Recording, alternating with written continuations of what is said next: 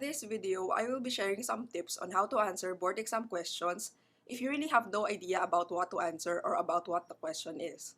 In this video, I will be trying to speak in Tagalog, so just excuse my Ilonggo accent if it ever comes out.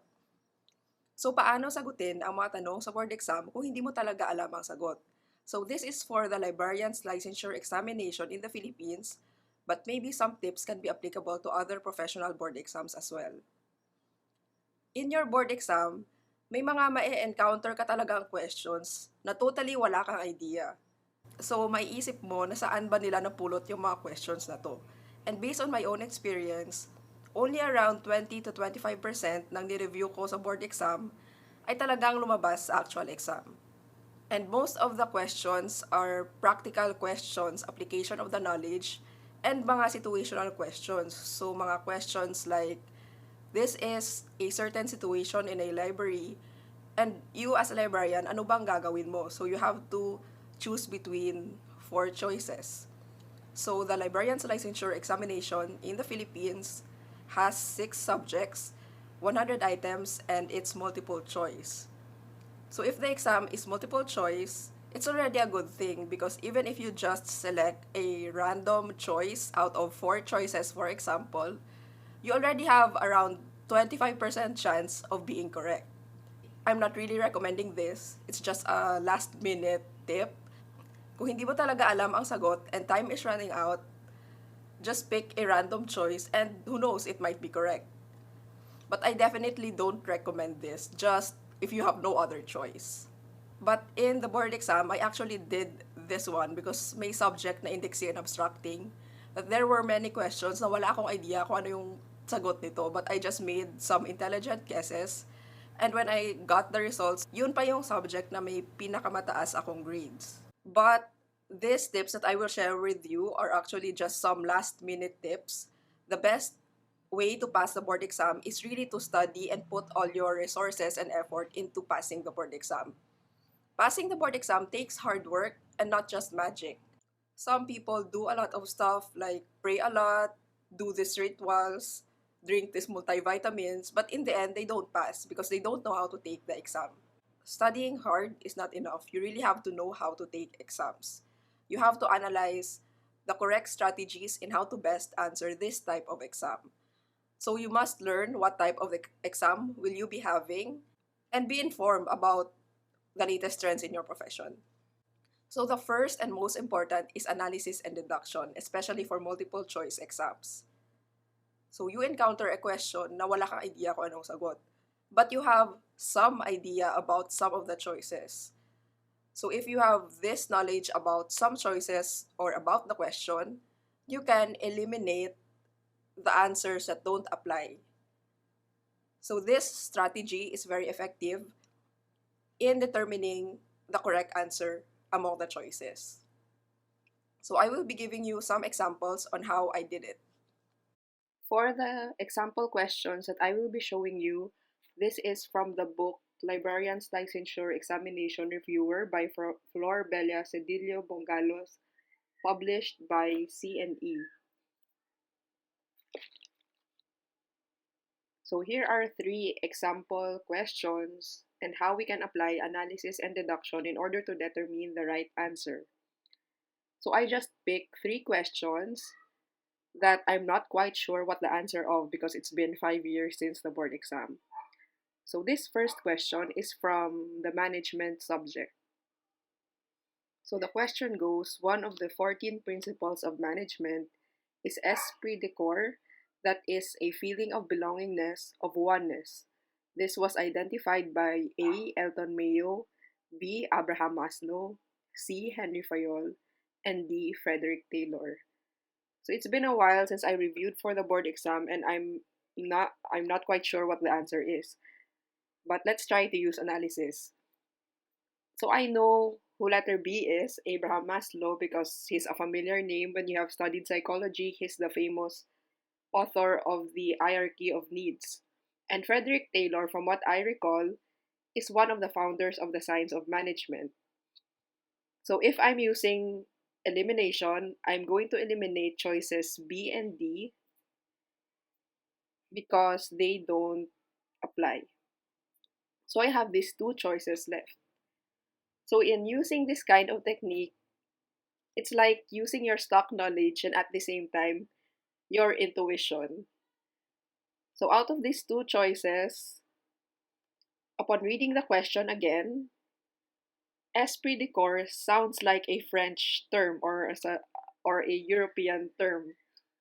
And for me, the name Henry quite sounds French. So I will be choosing this choice. And upon checking the reviewer, this was the correct answer. And when I checked online, he did discover the 14 principles of management. So let's try another question. So for this question, I'm using some sort of stock knowledge because, for example, if you're familiar with Teodoro Agoncillo, you can remember that he's the author of the history books that we used to study in high school. But for choices letter B and C, I really can't remember who they are. But I know that this author, I can remember that he authored a book about Jose Rizal. So this is one of the questions where you might not have reviewed it, but it requires that you are kind of familiar with literature and books in the library. So upon checking, he did write a book on Jose Rizal's life.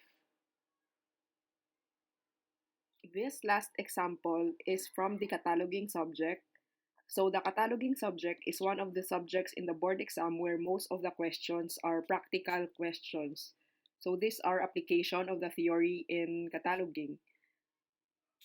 So it's an advantage if you have actual library experience in cataloging and encoding books in a library system.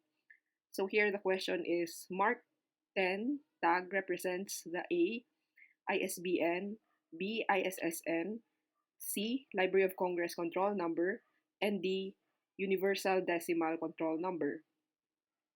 So as a review, MARC means machine readable cataloging.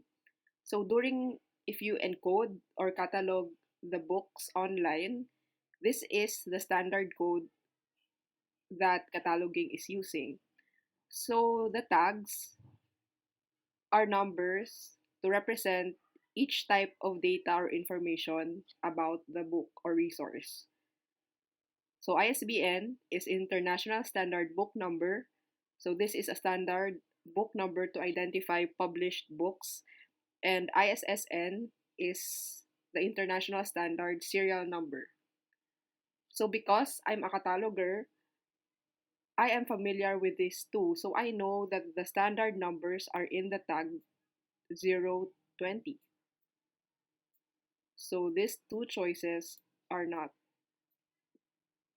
And as for letter D, letter C might be confusing because you might think Library of Congress classification number. So it's important to read the whole way through because sometimes we read the question or the choice and don't finish the question. And we should be careful of other words like not, except, because they might be tricky questions to answer. So even if I'm not sure, I'm going to answer letter C. So upon checking, this was the correct answer. And this is different from the Library of Congress classification number, which is the call number of the book. So the control number stands for a certain number assigned by the Library of Congress to identify books in their catalog.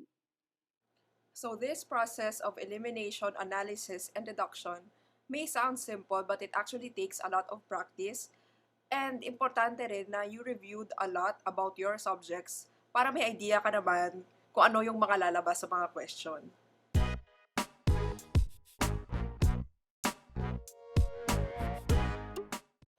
So my next tips probably will sound weird or funny, but they actually work for me. So I will be talking about manifestation and prayer. Yeah, I know it sounds weird. So what is manifestation? Sa mga hindi familiar, so this is basically if you want to succeed in something, you try to visualize it na parang nangyari na. So that is what manifestation is about. But for me, this is just something to make you think of more positive thoughts instead of negative ones. So instead of thinking of negative outcomes, you try to think of the future. For example, for me, ini-imagine ko na nakatapos na ako ng board exam, that it wasn't difficult for me. And I also manifested and visualized na top-notcher na ako sa board exam. So it really happened. But it's not just about manifesting and praying. You can pray, you can visualize, but it's not gonna work if you don't put in the effort and hard work. Hindi na visualize ka lang, manifest ka lang dyan, or mag-pray ka kay kung anong God. Hindi naman yan madadaan lang sa visualization, manifestation, or prayer lang. So you need to have your own effort. And also, chance favors the prepared mind. So the more prepared you are, chances of winning, because you know that you put more effort in your studying and reviewing for the board exam. Another one is prayer. So here in the Philippines, we are a very religious country. And I admit that during the board exam, kung may mga tanong na wala akong idea, I ended up just praying for God to give me the right answer. So maybe if you have faith, if you believe in that kind of thing, maybe it will work for you. And even if you don't believe in God or you're not that religious, you need to have some sort of faith in yourself, in your abilities, and maybe in the universe for things to somehow get better and that you will succeed. But I also would like to add some things about failure. Because sometimes, no matter how hard we try, no matter how much we want to pass, sometimes it really doesn't work out for us. But I knew a lot of people who failed the first time they took the board exam, but they succeeded the second time, and some people even after 7 times. So failure is not the end. Even if you pass the board, it doesn't end there, because after you have your professional license, you still have to be a responsible professional and actually think of improving beyond the board exam.